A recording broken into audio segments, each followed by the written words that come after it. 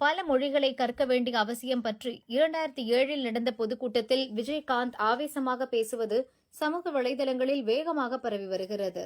என்னம்மா அப்படி அண்ணே, நாம மட்டும் ஹிந்தி படிச்சிருந்தா இன்னைக்கு தமிழ்நாடு இந்தியாவுக்குள்ள எப்படிங்க படிக்க விடாம பண்ணிட்டாங்களே. ஹிந்தி தெரியாதனால இங்க வந்து நான் கஷ்டப்பட வேண்டியது இருக்குது. ஒரு இங்கிலீஷ்காரங்க மேல வேலை பார்க்கிறேன். நீங்க சொன்னதானே எனக்கு ஞாபகம் வருது. என்னம்மா அன்னை மொழி காப்போம் அனைத்து மொழியும் கற்போம்னு சொன்னீங்க, அந்த எண்ணம் தானே எனக்கு ஞாபகம்.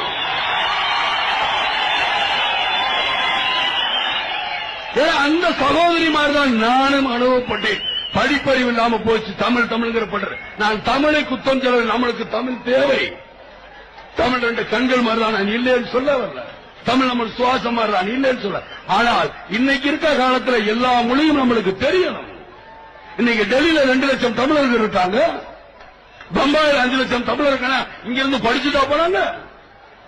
இல்ல, அங்க போய் கத்துக்கிட்டாங்க. ஐயோ, ஏதாவது ஹிந்தி பேசணுமே, நம்ம குடும்பத்தை காப்பாற்றணுமே, நம்ம தாய் தந்தையரை காப்பாற்றணுமே, நம்ம சகோதரியை காப்பாற்றணுமே, நம்மளை நம்பி அங்க மெட்ராஸ்ல இருப்பாங்களே, நம்மளை நம்பி திருப்பூர்ல இருப்பாங்களே, நம்மளை நம்பி கோயம்புத்தூர்ல இருப்பாங்களே, நம்மளை நம்பி மதுரையில இருப்பாங்க. எத்தனை தமிழ் இளைஞர்கள் தவிச்சு போய் அந்த ஆர்வத்தில் இந்திய கத்துக்கிட்டு உழைச்சு இன்னைக்கு போட்டுக்கிட்டு இருக்காங்க. நான் இன்னைக்கு போனேன் கர்நாடகா. ஏன்பா நீங்க பெங்களூர்ல போய் வேலை பார்க்கறீங்க? இங்க வேலை கிடைக்கல, வேலை தரமாட்டேன். போறோம் அங்க போய் தெரியாதனமா அங்க கன்னடம் கத்துக்கிட்டு எப்படியாவது இது பண்ணிக்கிட்டு இருக்கோம்.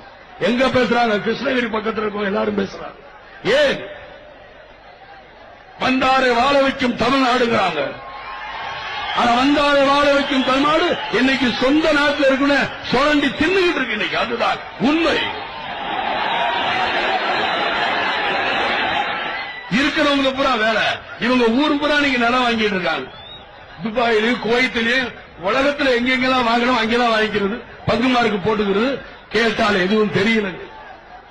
அதனால் சில நாளெல்லாம் நிச்சயமாக தேசிய முற்போக்கு திராவிட கழகம் ஆட்சி வந்தால் எல்லோரும் எல்லா மொழியும் கற்க வேண்டும்.